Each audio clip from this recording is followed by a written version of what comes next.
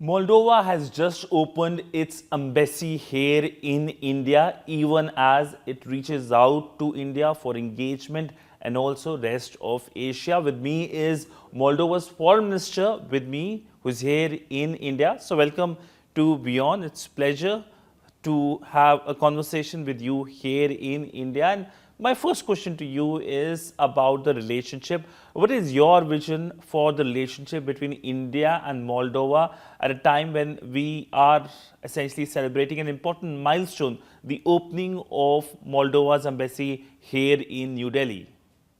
Indeed, thank you for this opportunity.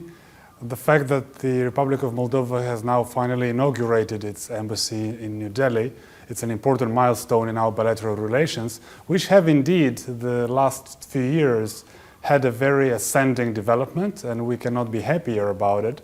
We've had some important visits recently with the Minister of Education, Minister of Agriculture, former Prime Minister also visited.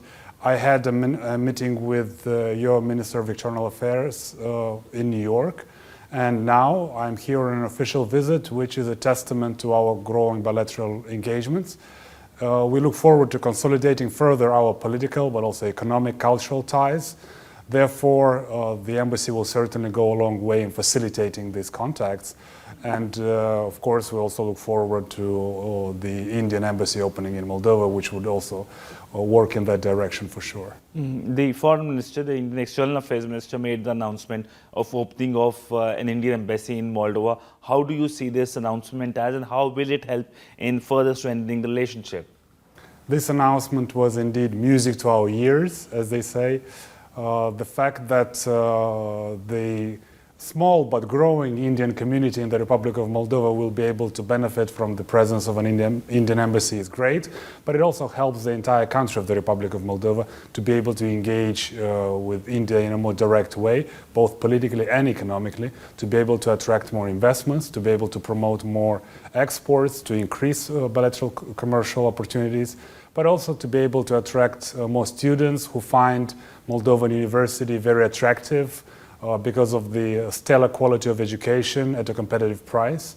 And we very much look forward to attract more talent from India, but also to work to consolidate our bilateral relations across the board. We have very good cooperation bilaterally, but also in multilateral institutions, and we are happy with India's growing presence in Eastern Europe. India being a growing international power, we're very much eager to increase our ties and further consolidate our relations. So essentially, one of the key pillars of the relationship looks like to be the students. When the embassy was opened with the presence of the Indian External Affairs Minister, there were students present. You talked about scholarship for Indian students as well. So if we talk about this pillar, inviting more Indian students, what is there for Moldova to offer for Indian students? Why should the Indian students travel to Moldova? Well, we have very strong universities accredited in Europe. Our academic tradition goes back to the Soviet times, where we grew a very strong technical university and very strong capabilities in medical field, pharmaceutical, veterinary, but generally in medical field. And we very much look forward to Indian students being able to capitalize on this academic infrastructure that we have, which again, as I mentioned, is at a very competitive price. And we are very eager to attract Indian talent to also help us advance on our development path. We are advancing towards our European membership, and this opportunity to attract Indian students and talent helps us along this path. So we would not be saying this just to induce our friends. There are already over 2,000 Indian students in the Republic of Moldova that can attest to this fact on the ground.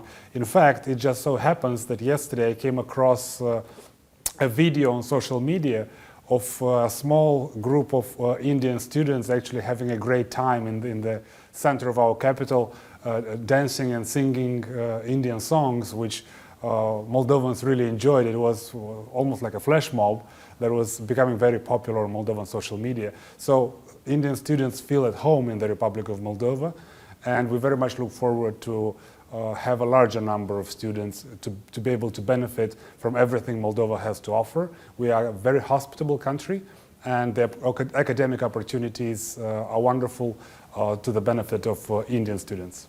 I hope the song was not Jimmy Jimmy, because that's a popular song It in Moldova. it is a very popular one, yes. But essentially, moving on, you joined the International Solar Alliance. How do you see the International Solar Alliance, and when it comes to India taking a lead in terms of fighting the climate change?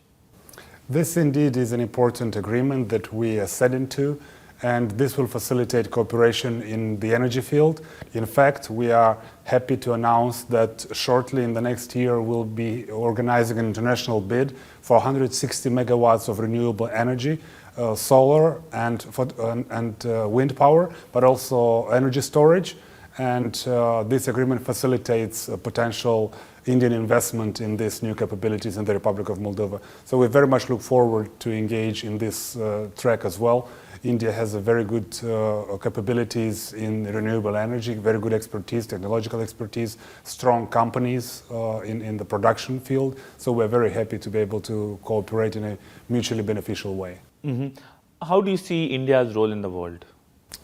We are very much encouraged by India's position to be a promoter of peace, to be a great power indeed, with a very strong and vibrant economy, with a very strong political and geopolitical presence. And we are very happy that India is more present in our region, and we are very happy to be present here, to be able to engage bilaterally in a more direct way. India has a very strong historical track record of being a responsible actor, of being a strong promoter of peace across the world, and we're very eager to see this role play out, including in our region. In terms of two-way trade and investment, how do you see the engagement going on? There is an Indian company involved in electricity supply between Moldova and your neighboring country as well. If you can talk about these kinds of investment, and also getting more Indian talent under the Mobility Pact, which is expected to be signed. The intent of that has been signed, but it is going to be negotiated. So if you can talk about these two topics. Indeed, we have a number of smaller India companies operating on the Moldovan market, but there is this large contractor that is working on our energy interconnectedness with Romania, with the European energy grid. This is in fact one of the largest infrastructure projects that we've done in our recent history. So this is a testament to our bilateral trust and our appreciation of the capabilities of Indian companies to deliver sophisticated projects in time. And so far the project is going on track, and we're very happy. And this will send a very strong message to potential future investors from India that can already look at this positive experience.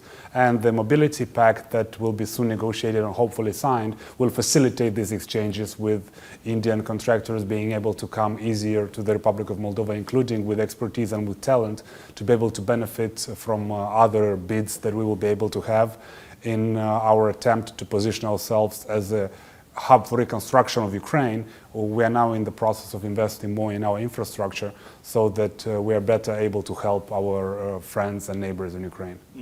Now, so moving on to your region, you mentioned about Ukraine as well. Now, there is a war going on in Ukraine. What is Moldova's assessment? The war is going to enter its third year, I believe, next year in February of 2025. You are a neighboring state as well. The impact of the war on your country? Well, the impact of the war on the Republic of Moldova was extremely severe. In fact, the Republic of Moldova was the most affected country other than Ukraine itself. We are a small economy, but nonetheless, we have welcomed the largest number of refugees per capita, over 1.5 million in a country of barely 2.5 million. We are still welcoming over 100,000, mainly women and children. We have provided full access to the labor, education, healthcare, because that's what neighbors do, and we'll continue to stand up by Ukraine, to support Ukraine, because for us it's not at all abstract. Ukraine is defending us as much as they're defending themselves. So we've condemned, of course, the Russian aggression, and we'll stand by this condemnation. But of course, everybody is looking for peace. Everybody is looking for the horror to stop. But of course, it needs to happen in line with international law and with the respect of Ukraine's territorial integrity and sovereignty. Do you see India's role? The Indian Prime Minister Narendra Modi was in Moscow, he was in Kyiv as well. India has been engaging with both sides. Do you see India's role as a neutral player in this war? Certainly, and our friends in Kyiv have been very proactive in making sure that they have India on board as a strong international player, as a promoter of peace, as a country that stands by the rule-based international order. And we are confident that with diplomatic power of India, this would be able to facilitate a positive, long-lasting peace in our region. So, of course, there is a place for India, and there is a place for all strong, responsible actors that are supporting an international rule-based order, because ultimately that's what our activity on the international stage is based on order. Without order, we would be at the mercy of the might makes right, and this is not a proper foundation for a peaceful international order. So we are very much looking forward to India's strong say in a lasting and sustainable peace. Mm-hmm. I believe you have declared a state of emergency as well, which it looks like is a fallout of the situation in Ukraine and your relationship with Russia. If you can perhaps talk about why this state of emergency has been declared in your country. Indeed, the Republic of Moldova has diversified its energy supply in terms of gas, the territory that is constitutionally controlled by the authorities in Chisinau. But we have that small sliver of land that is the Transnistrian region of the Republic of Moldova that is still dependent on Russian gas, and now it seems like there is a risk that supply will stop, and that could create potential problems in the region. But unlike the Russian Federation that has shown and has been showing in Ukraine that they do not put a big price on human life, even on Russian speakers in Ukraine. The same is true in the Republic of Moldova, because that region is primarily populated by Russian speakers. But we care about our citizens, because 95% of the region is populated by Moldovan citizens, and we will not allow for the Russian Federation to create a humanitarian crisis there. We will step up and we'll find solutions to make sure that we provide the support that is needed to our citizens, and we will overcome this crisis like we have had 2 years ago when the entire country was subjected to this energy blackmail. We have managed to overcome that crisis. We will do our utmost to make sure that we overcome this crisis as well, and we are never put in this position again where energy blackmail can be used as a leverage, as a pressure point against a sovereign country. So if there is any silver lining in all of this horror, is that the Republic of Moldova is more energy secure now than it was a few years ago. And once we address this vulnerability regarding the Transnistrian region, Moldova will be fully diversified in its energy supply, and together with the support of the Indian company that is helping us with the energy interconnectedness, we will also be able to be a lot more resilient when it comes to the electricity supply. Mm-hmm. So those are very important developments. In fact, those are game changers for the Republic of Moldova, and therefore this is a testament to Moldova's growing resilience. Mm-hmm. But how will you describe your relationship with Russia? I'm asking this also because of the Moldovan politics. You have a large percentage of people who are Russian speakers, who are Russian origin people. So if you can talk about that. Well, certainly there is a small but vocal minority that feels some affinity towards Russia, based to historical legacies, to ethnic and linguistic aspects. But the majority of the people are firmly pro-Western, firmly pro-European, that see Moldova's future as part of the European family of nations. In fact, we are not just a candidate country, but already negotiating our accession. Our relations with Russia have been very difficult for many, many years. because of the Transnistrian issue, because of the military presence of the Russian Federation on our territory, despite international obligations to withdraw those troops and munitions. Actually, the Russian Federation has committed internationally under the OSCE summit of 1999 to withdraw the troops and munitions. And we hope that in the near future the circumstances will be created that actually happens, so that the entire Republic of Moldova, Russian speakers and Romanian speakers, can actually benefit fully from our sovereignty and not be victims of this conflict that doesn't allow us to fully exercise our sovereignty and fully benefit from the opportunities that our independence avails. So, needless to say, the war in Ukraine did not improve our situation, quite to the contrary. Our relations have been very much strained and they are at a low point. But Moldova is a peaceful country. We want to engage. We want to be cooperative. We have a strong Moldovan diaspora in Russia. We've had long historic economic ties. But as long as the war continues, as long as the massacre of civilians happens on a daily basis and the destruction of UNESCO heritage sites and peaceful villages and towns, unfortunately, there will be no improvement for the time being. We saw the elections in your country. We saw the re-election of the leadership, a leadership which is now focusing on relationship with European Union. So where do you see the direction of the country going? It is firmly towards European Union. You, of course, want to be member of the European Union by 2030. Do you see any impediments as well? Because you need to take a lot of reforms on that aspect. True, we have this ambitious yet realistic deadline of 2030 by which we should be full-fledged members. And we are very much optimistic that this can be done in light of our already track record in implementation of reforms. And we are doubling down on our reform agenda to make sure that we can deliver to our citizens and live up to the expectations of our partners. And the fact that Moldova is acceding towards European Union membership and full access to the European single market provides enormous opportunities for our friends and partners, including in India, to have an early presence in the Republic of Moldova, be it in the pharmaceutical sector, in energy field, provides a good stepping stone to be part of the European single market. So we are optimistic in the context of the reforms that we are implementing, but also in light of the strong reciprocity that we see from Brussels and from member states, with which we have wonderful relations.